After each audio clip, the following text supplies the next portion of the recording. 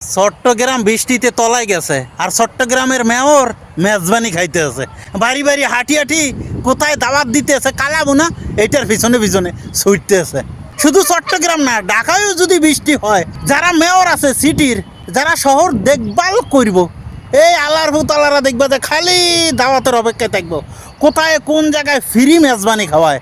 চট্টগ্রাম পানিতে ভাসি যাইতে আছে, মেয়র বলতে আছে 30% জায়গায় পানি হয়েছে আর 70% জায়গা শুকনো আছে, অথচ 100% জায়গা তলায় গেছে। আচ্ছা, এদের স্মৃতি শক্তিকে হারাই যায়। ক্ষমতায় আসলে স্মৃতি শক্তি তাদের খুঁজে পাওয়া যায় না। বৃষ্টি আসলে আমগো দেশের মন্ত্রী এমপিরা হালারপুর থালারা পরিদর্শন করতে যায়।